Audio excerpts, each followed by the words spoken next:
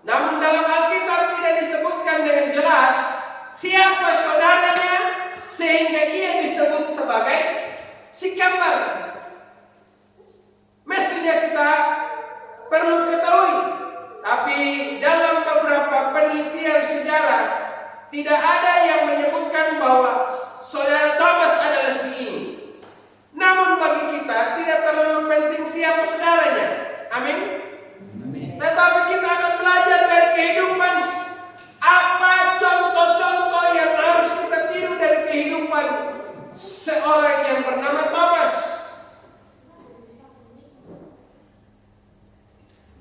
Saudara yang saya kasihi dalam Tuhan, keraguan sering menjadi bagian dari perjalanan iman. Sama seperti Thomas.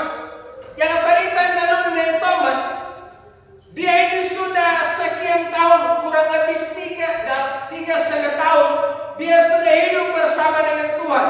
Ada begitu banyak pengalaman-pengalamannya bagaimana dia hidup bersama dengan Tuhan. Ia disebut sebagai orang yang sungguh-sungguh percaya. Ingat teman-teman, Thomas bukan hanya sekedar dia menjadi pengikut biasa, tetapi dia juga adalah murid.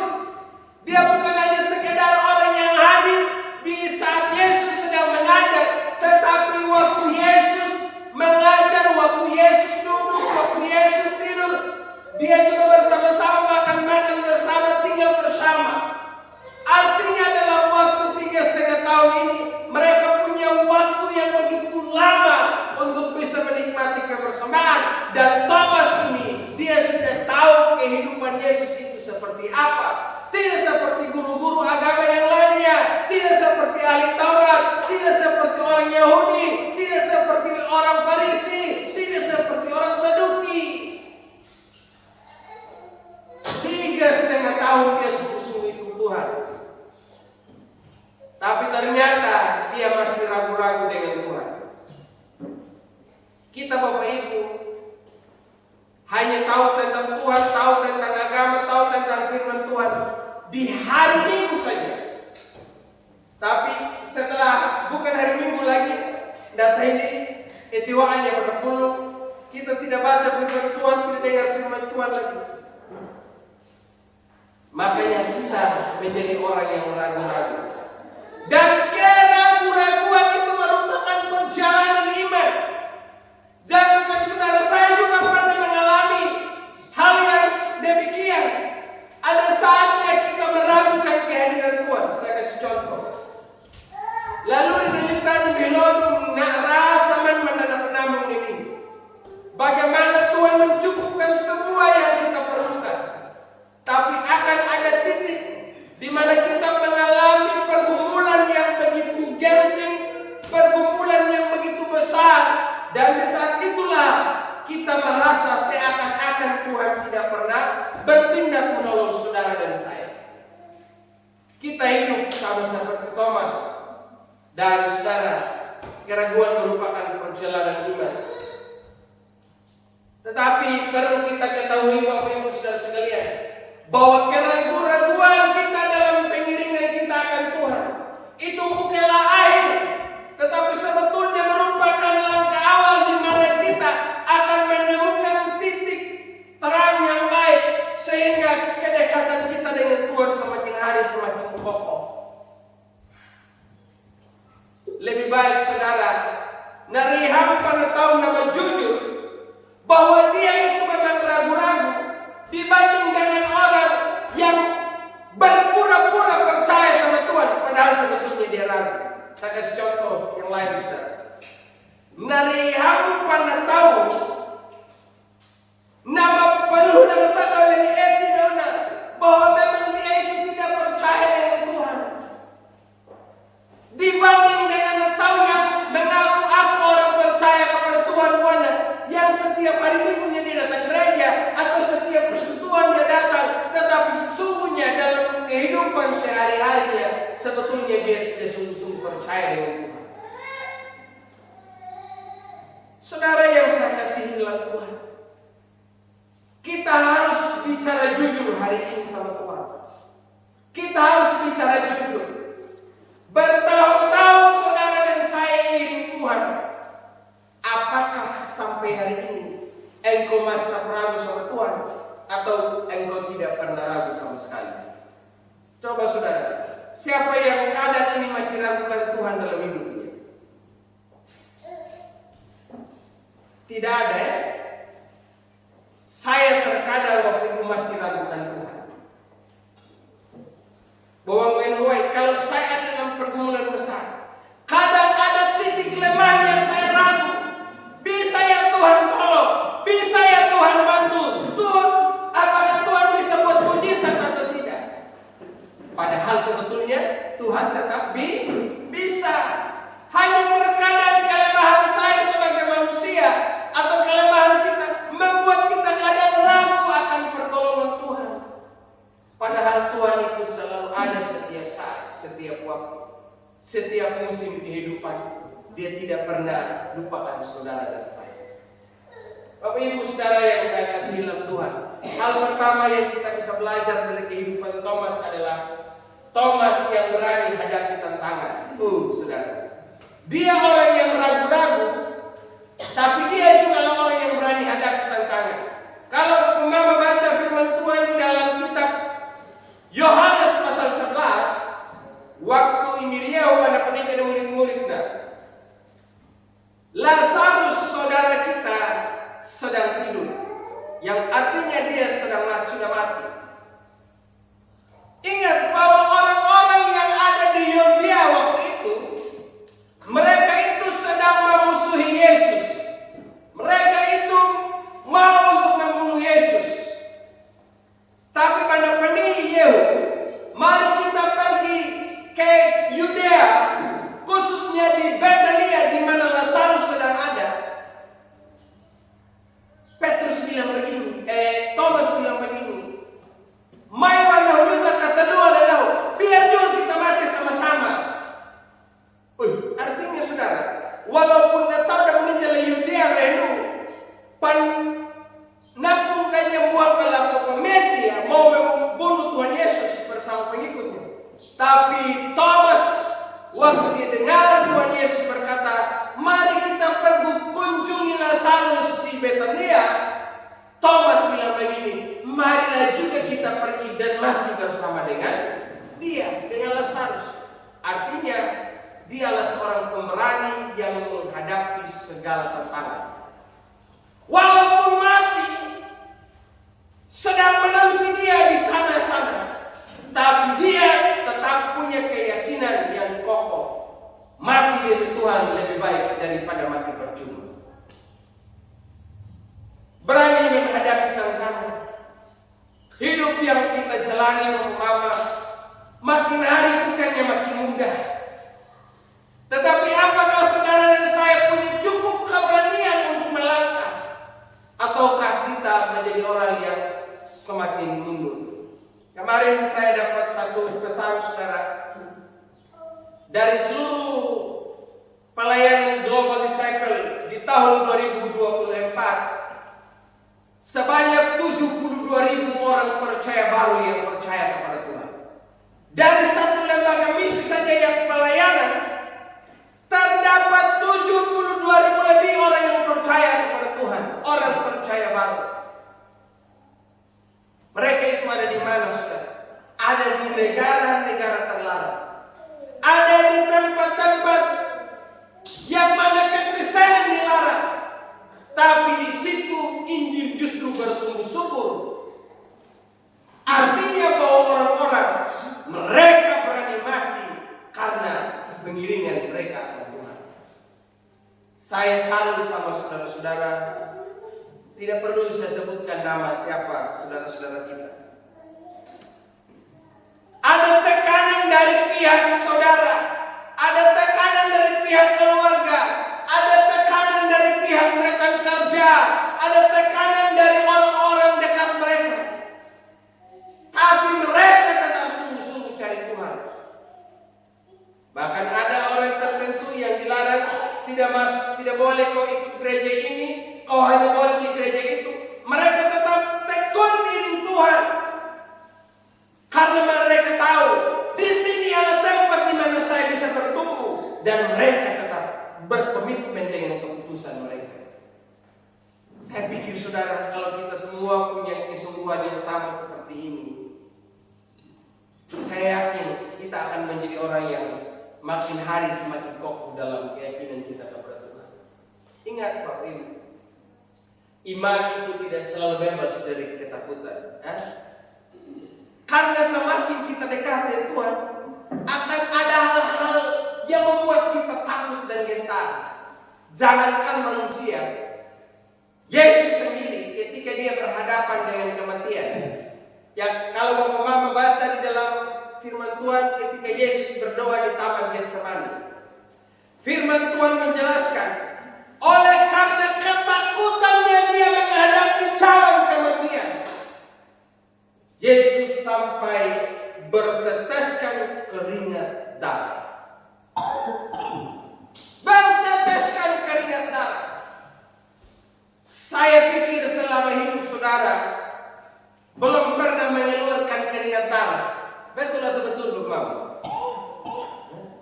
Kecuali yang antara terlihat di laut. Mimisan minuman kan? Kecuali yang anuman urut yang terlihat di Wedia. Atau kalau saudara terluka, itu baru betul. Menurut penelitian beberapa para ahli kesehatan atau para dokter, mereka bilang begini. Kalau seseorang berada dalam ketakutan yang sangat besar, yang sangat tinggi, maka kemungkinan besar orang itu bisa mengeluarkan keringat darah. Dan itulah yang dialami oleh Yesus. Dia ada di titik ketakutan yang sangat besar.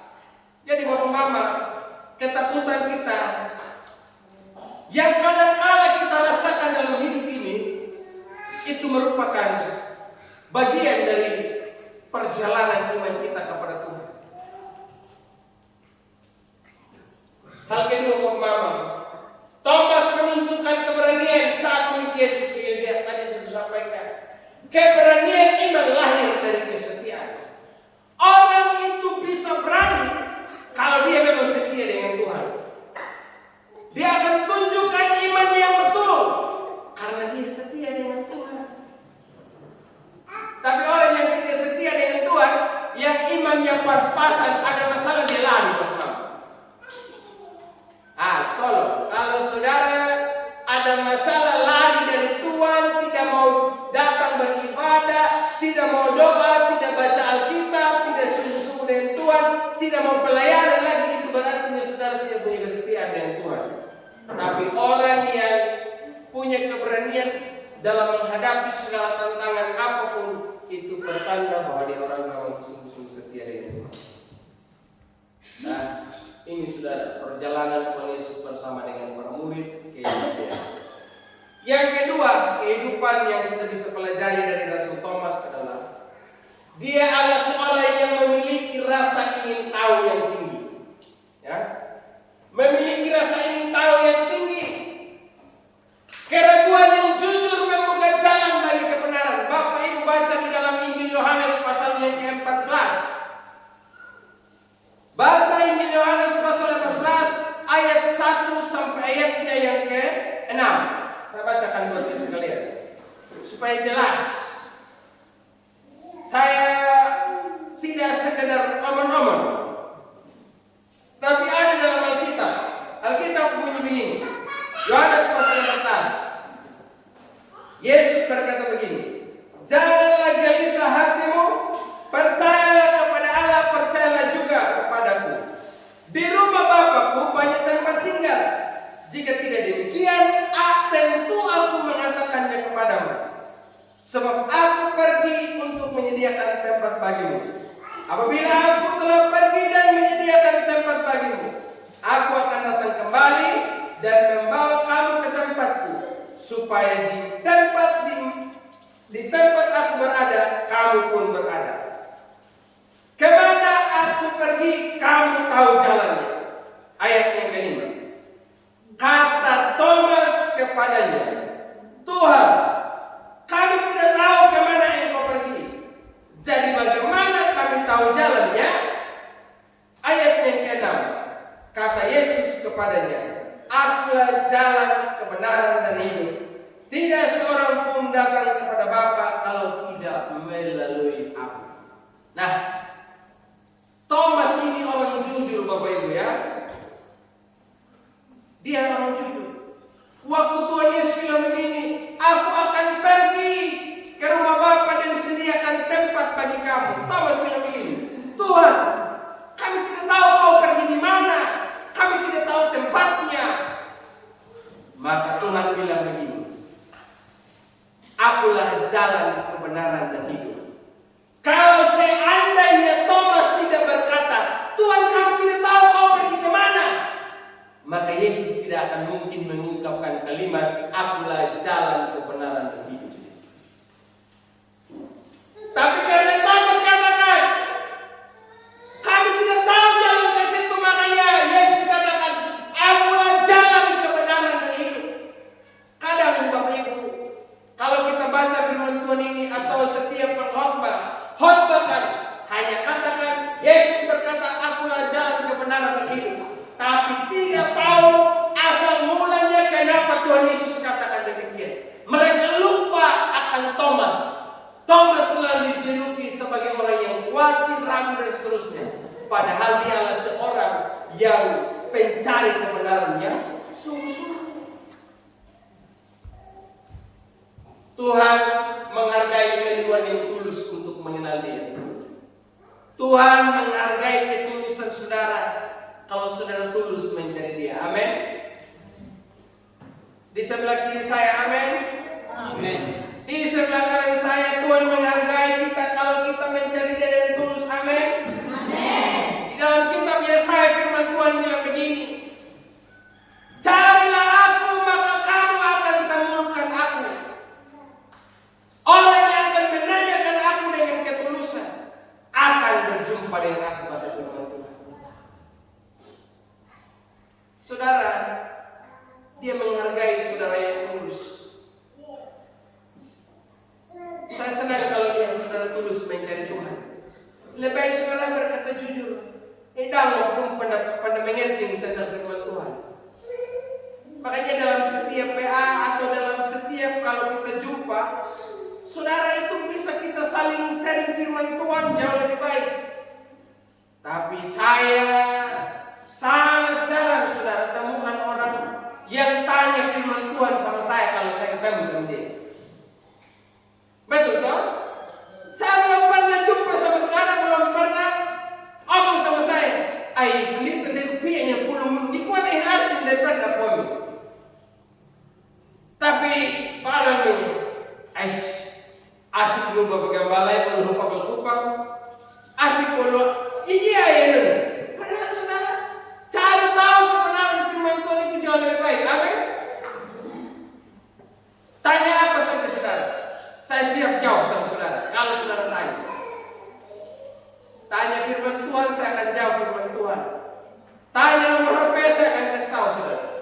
Tanya nomor rekening juga saya kasih tahu gitu ya. Tanya apa dia? Jadi saudara, Tuhan itu hargai saudara ya. Tuhan hargai mama-mama, bapak-bapak yang tulus dari Tuhan. Bahkan saya lihat saudara, contoh menurut yang kehidupan nyata. Nabawa pula yang adik kita. Dia itu tua saudara. Bahkan kadang kalau saya makan bercampur ini bahasa Indonesia ini jauh lebih banyak dibanding dengan bahasa Sumba ya. Kalau orang tanya sama dia, bagaimana lu mau lihat kalau firman apa yang kau dengar? Apa yang kau dapatkan hari ini? Kadang dia tahu, kadang tidak. Karena faktor antena itu kadang sudah. Ngerti antena itu? Pendengaran saya. Nah, jadi kadang kurang dengar. Tapi saudara lihat, kalau dia sehat, dia pasti datang gereja. Walaupun ada yang begitu, dia datang di sini. Ada yang dia paham, ada yang tidak, tapi dia tetap datang saudara. Itu artinya ada ketulusan mencari Tuhan. Walaupun dalam ketidakpahamannya, tapi dia tetap mencari Tuhan. Tapi kebalikan lagi yang terjadi dalam gereja zaman sekarang. Orang yang tidak terlalu banyak tahu, orang yang pengetahuannya sedikit, justru mereka yang lebih banyak cari Tuhan. Tapi orang-orang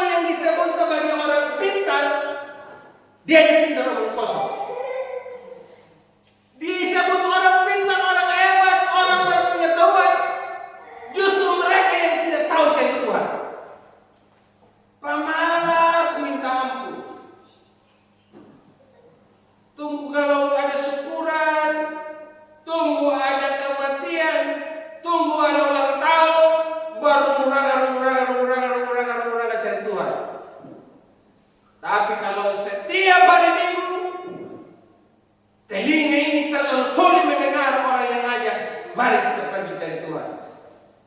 Hari Minggu, maut tak terlalu buta untuk melihat teman-teman yang sedang pergi ke gereja. Otak tumpul sekali untuk berpikir, hari ini saya harus pergi cari Tuhan. Bapak Mama saudara sekalian, sebetulnya waktu sekarang ini bukan saatnya kita bermain-main cari Tuhan, tapi justru makin lagi dekat dengan Tuhan. Saya teriak-teriak begini saudara, sebetulnya bukan saya untuk Bapak Mama ya. Amin. Amin. Kalau saudara setia dengan Tuhan, saudara yang untung. Untuk apa saya? Saudara makin dekat dengan Tuhan, saudara masuk surga, saudara terima upah dari Tuhan, saudara yang untung. Tapi herannya, orang tidak mau dapat untung. Heran saudara. Orang lain kejar bagaimana dia dapat berkat, tapi saudara mau kehilangan berkat lagi. Orang yang tidak cari Tuhan itu adalah orang yang mau kehilangan berkat. Tapi orang yang mau cari Tuhan adalah orang yang mau terima berkat dari Tuhan. Saya berdoa, saudara-saudara yang masih muda ini, ya kamu tetap setia dengan Tuhan sampai mati ya. Belajar dari orang-orang tua kita yang hadir hari ini. Mereka itu sungguh-sungguh cari Tuhan. Saya senang kalau ada keluarga itu waktu dia masih muda, dia dekat dengan Tuhan. Dia sudah berkeluarga, dia tetap cari Tuhan. Kan nyimi yang lain kan saya tahu, kita masih sama-sama nikmati masa muda, masa bujang dulu toh. Tapi ternyata sudah berkeluarga, sudah punya istri, punya suami, ternyata sekarang sudah tahu Tuhan lagi. Padahal dulu kita sama-sama menyanyi dengan dia panggil nama saya. Saudara masih terlibat juga dalam pelayanan, tapi sudah punya istri, sudah punya suami, mereka memang jadi penghalang. Apakah karena ada istri yang larang di gereja, kau yang punya istri ini? Bagaimana kita bapak? Tidak datang gereja karena istri yang larang, kok? Tidak. Mama, tidak datang gereja itu suami yang larang kan? Tapi kenapa tidak mau datang cari Tuhan? Pemalas sendiri atau bagaimana? Belajar dari Om Thomas, belajar dari Om Thomas, cari Tuhan. Nah, ini gambar belum kelihatan, gambar Tuhan Yesus dan Thomas ini sedang masukkan jarinya ke bekas paku di tangan Tuhan Yesus. Thomas yang disembuhkan dari keraguannya. Thomas mengalami perjumpaan pribadi dengan Kristus yang bangkit. Tadi kita dengar dalam percakapan firman Tuhan ini. Panaina pa itawiti na iniliyahu lang murid-murid na Thomas waktu itu tidak ada. Murid-murid yang lain bersemangat bilang begini, aduh, Thomas. Ini mana mau tabukannya kayak nanggung dari beliau. Asik kami sudah lihat dia. Thomas bilang begini, hidarun kalau pakawasuk orang-orang ini bang, bahwa pada perayaan aku maka ketinggalan depan ini. Nyumahin pesa perayaan kecuali na lima kuyan na dapat melangkahkan mayroon na rupato. Bahari kanya, ayah ketuita ya, namanya, ayah dapat perayaan. Tapi dikiwag bebenin hanya harapan ngomong kosong karena hanya uang yang kebangunan. Tapi firman Tuhan berkata, 8 hari kemudian Yesus menampakkan dirinya kepada murid dan saat itu Thomas sedang ada bersama mereka. Lalu Tuhan bilang begini, hai Thomas. Padahal Thomas kan meniwang, aku lehun. Tuhan, saya masih ragu, betulkah kau atau kau itu hantu? Tapi saat dia berkumpul bersama-sama, Tuhan Yesus bilang begini, damai sejahtera bagi kamu. Lalu dia panggil, Thomas, sini kamu. Silakan taruh punya jari tangan itu ke dalam tangan saya atau ke bekas paku saat saya disalibkan. ketika itu saudara, waktu Thomas sudah kasih masuk dia punya jari ke bekas paku, waktu Yesus disalibkan, akhirnya firman Tuhan bilang apa saudara tadi? Hah? Masih ingat saudara firman Tuhan bilang apa? Dalam ayat yang ke-28 Thomas bilang begini. Thomas menjawab Yesus, "Ya Tuhanku dan Allahku." Ketika dia sudah masukkan tangannya, akhirnya Thomas bilang begini, "Ya Tuhanku, ya Allahku." Artinya saudara, Thomas kalau selama ini dia masih ragu-ragu, sekarang dia sudah punya keyakinan.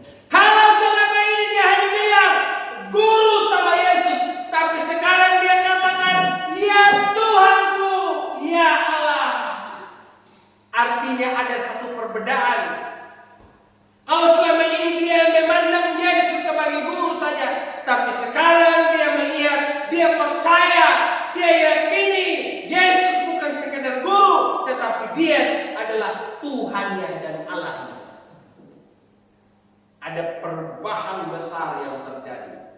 Dari sebuah keyakinan yang hanya mengakui sebagai guru, sekarang berubah, dia adalah Tuhan, dia adalah Allah.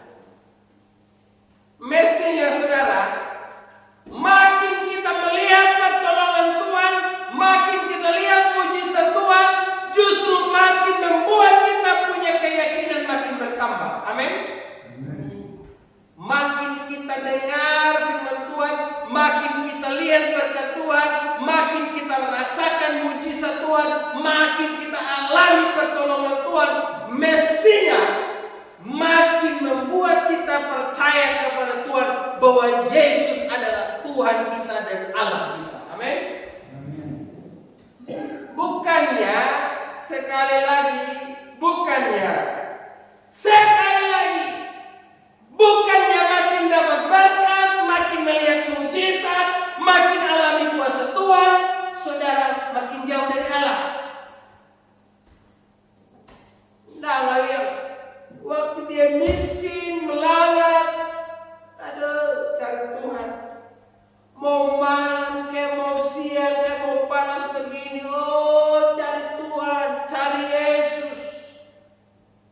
Tapi kalau dia sudah berhasil, kalau dia sudah sukses, lupa Tuhan. Dulu waktu dia bodoh, saya bilang apa tadi saudara? Hah? Oh iya, dulu waktu dia masih bodoh, aduh, cari Tuhan. Tapi otak baru ada tambah sedikit, aduh, sudah tidak ingat Tuhan lagi. Makanya kalau pintar itu gunakan kepintaran cari Tuhan, saudara. Makin pintar justru makin cari Tuhan. Bukannya makin pintar makin menyangkal Tuhan, akhirnya saudara jadi ateis.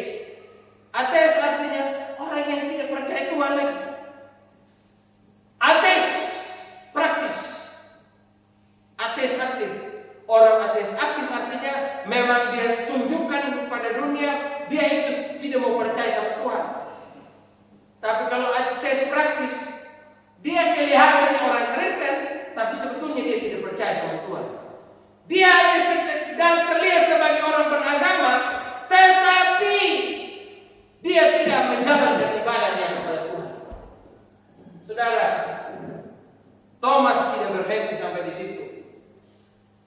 Thomas dalam pelayanan setelah kebangkitan Tuhan Yesus, dia adalah orang yang memberitakan Injil di Persia dan Mesopotamia. Itu adalah di negara Iran sekarang. Lalu dia juga datang ke India Barat. Setelah itu dia pelayanan tetap di India Selatan. Dan dia disebut sebagai rasul bagi India.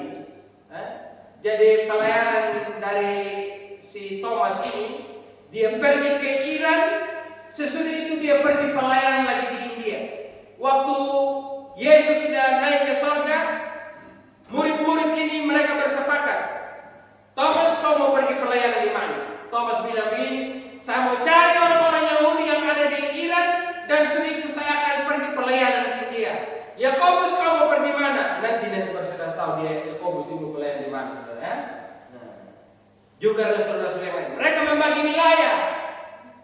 Dan saudara, Thomas artinya Thomas, dia juga ditangkap dan ditusuk dengan tombak di Milapore pada tahun 72 Masehi. Ya, kurang lebih 20 tahun dia melayani di India, saudara. Ya, karena tahun diperkirakan tahun 52 dia sudah pergi memberitakan Injil di India sampai pada tahun 72, artinya dia 20 tahun dia melayani di India. Dan waktu dia melayani di India, saudara, ribuan orang yang percaya kepada Tuhan, termasuk ada para penguasa-penguasa di situ juga yang percaya kepada Tuhan. Dan untuk mendukung pelayanannya, ternyata Thomas juga punya pelayanan, punya pekerjaan. Dia adalah seorang tukang kayu, saudara. Dia adalah seorang arsitek, orang yang sangat hebat. Dia adalah seorang pembuat tema sama seperti Rasul Paulus. Jadi dia pelayanan sambil dia juga menjadi seorang tukang. Dia menjadi tukang. Bahkan dalam beberapa sejarah dituliskan bahwa Thomas ini dialah seorang perancang rumah istana dari seorang raja yang ada di India. Tapi ternyata, saudara, kehadirannya di sana tidak diterima oleh semua orang. Dia tidak diterima oleh semua orang. Ada yang suka sama dia, tapi ada juga yang tidak suka sama dia. Orang yang tidak suka sama dia lah ini. Makanya tangkap lalu ditombak. Mati, saudara, sebagai orang yang percaya kepada Tuhan. Dalam sejarah saya membaca begini. Waktu Thomas ada di sana, para penguasa yang ada di India bilang begini, kau harus tunduk, kau harus ikuti, kau harus lakukan apa yang kami mau, yaitu semua simbol-simbol kepercayaan kami di India, kau harus ikuti, kau harus percayai. Tapi ternyata Thomas tidak mau ikut. Sekali Yesus, selamanya Yesus. Dia tetap percaya teguh pada Yesus. Maka saat itu dia ditombak, saudara. Mati, saudara. Saya rindu saudara punya komitmen ikut Tuhan ini seperti Thomas. Amin. Mungkin awalnya saudara masih ragu-ragu, tetapi saudara harus pada akhirnya punya kehidupan seperti Thomas, menjadi orang yang setia. Ketika dia mati, akhirnya dia dikuburkan di satu bukit yang sekarang juga disebut sebagai Bukit Santo Thomas di Chennai. Saudara, Tuhan dapat mengubah keraguan menjadi kekuatan iman seperti Thomas. Perjumpaan pribadi dengan Kristus dapat mengubah hidup kita. Tapi selama saudara belum mengalami perjumpaan secara pribadi dengan Kristus, maka kekristenan itu hanya menjadi sebuah agama saja yang saudara lakukan. Iman sejati dibuktikan dengan kesetiaan sampai akhir. Amin. Saudara mungkin hari ini masih ragu-ragu, tapi kalau saudara sudah jumpa dengan Tuhan, maka saudara punya keyakinan yang kuat. Dan keyakinan yang kuat dibuktikan saudara setia sampai mati.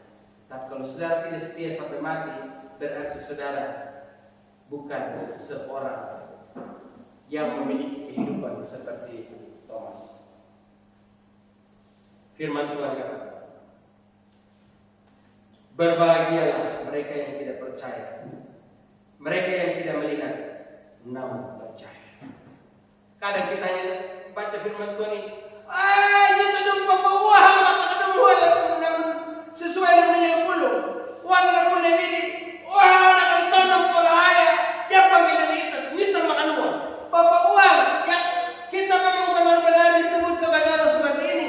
Kalau saudara pada akhirnya setia dengan Tuhan sampai akhir, tapi tetap uang aku, ukurnya lo nama bodong dari gereja, ukurnya lo nama handal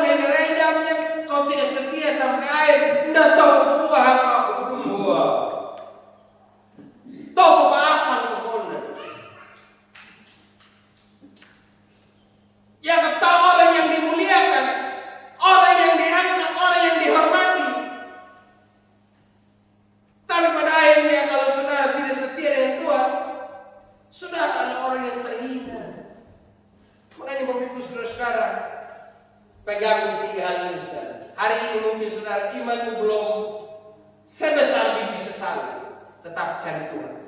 Kalau saudara berjumpa dengan Tuhan, saudara akan menjadi orang yang setia sampai hari ini.